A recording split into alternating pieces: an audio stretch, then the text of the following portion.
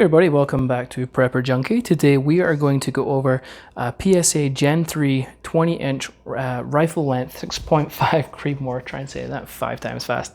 Alright, so yeah, let's dive on in and give you my initial impressions of the firearm.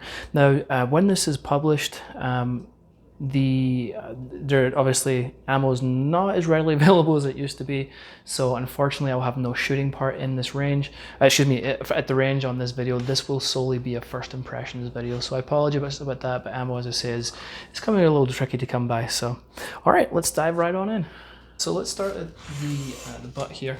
This is a Magpul butt stock. It's a Magpul MOE carbine stock, to be more specific. It's the STR. Essentially, so that you probably heard of the CTR, and then this is the STR version. So the really nice thing about these, I really do like these stocks. They're really nice. They have a large cheek wheel for here.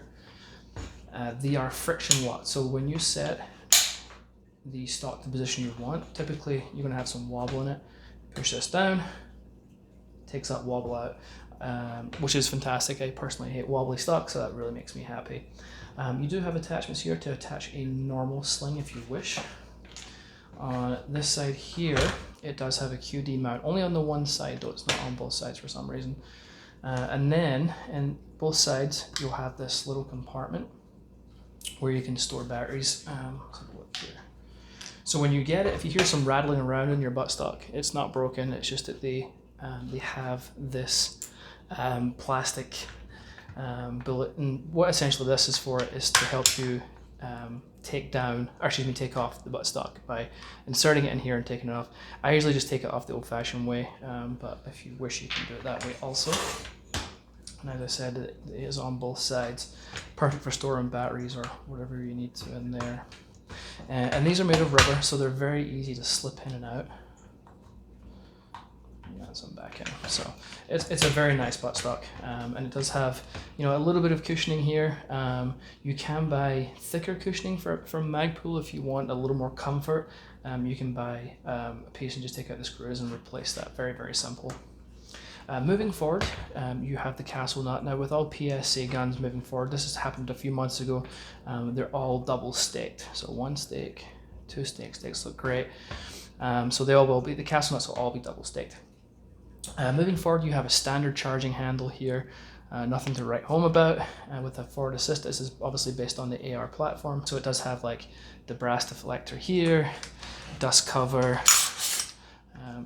and so forth. The mag release is in the same place as an AR-15. Again, all the controls are. You got the bolt catch, and you have the fire and safety there. So moving forward a little bit, the stock, actually the grip here is done by Magpul. It does have a little compartment in the bottom, for storage, which is really nice. I don't have any nails to get this off with, but there's a little storage compartment in there. It's not rubberized, it is just straight polymer. The grip is pretty decent. It does come with these back straps here, so if you want to switch this out and put one with a beaver tail on it, depending on how you particularly like your setup, you can add that to add a little more comfort. So it does come with these and an extra screw also if you lose the one that goes in here. So moving forward again, this is PSA's EPT trigger. I'm a little surprised they didn't put their two-stage trigger in it, to be honest. I feel like this gun would be better suited to having their two-stage trigger, but the PSA EPT trigger is still a very nice upgrade from any mil-spec trigger.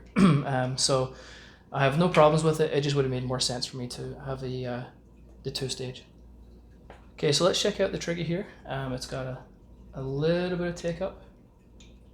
Just a wall. Nice clean break. Feels good. Let's check the reset on this. Very positive. I'm sure you heard that also.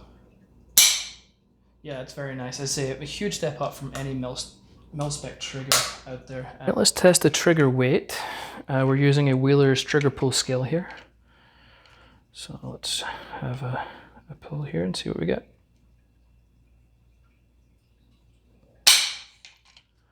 Came in at 5.5 pounds. So it's a good trigger. It's not too light.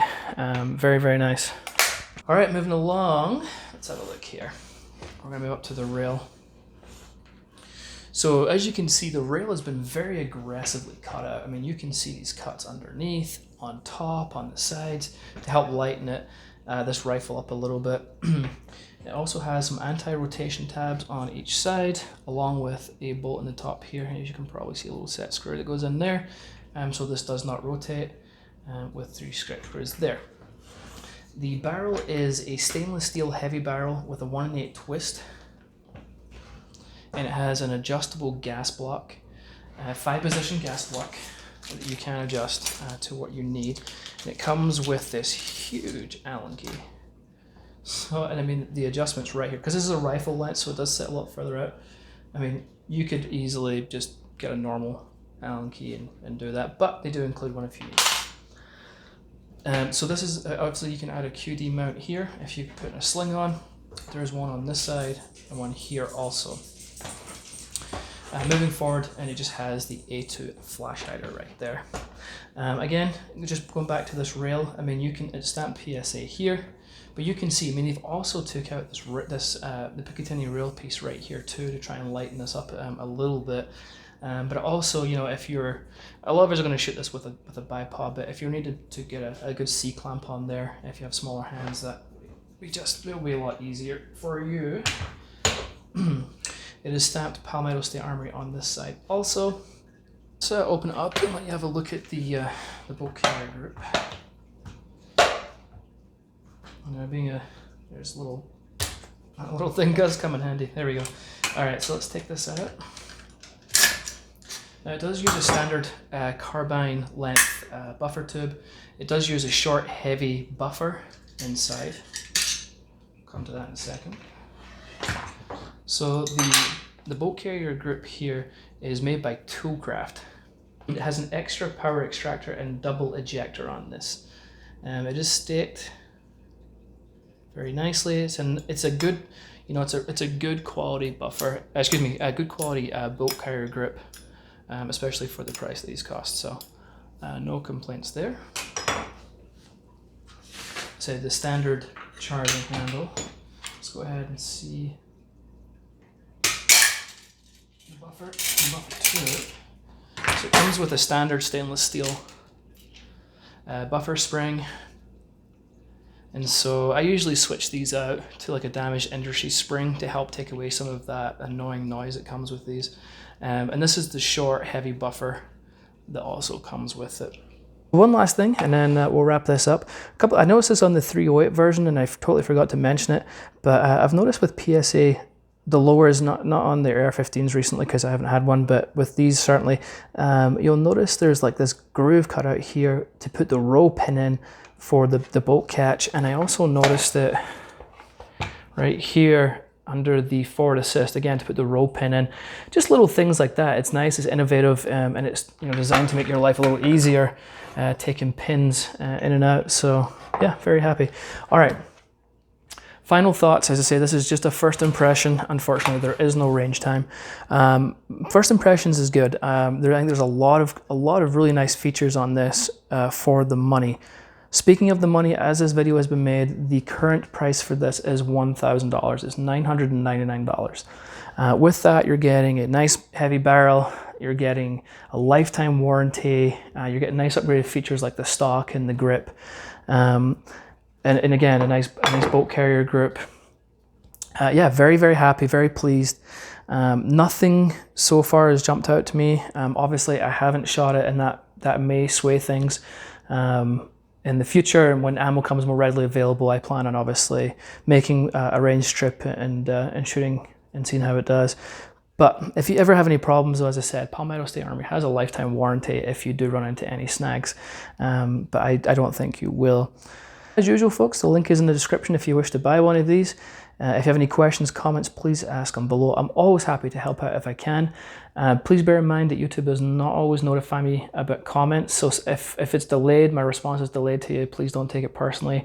Typically, I just haven't seen your comment. And that is it. If you haven't liked and subscribed, please do so. It doesn't cost you a thing, but it does help me out and the channel out, and it's greatly appreciated. All right, folks, until next time. Have a great one. See you next time.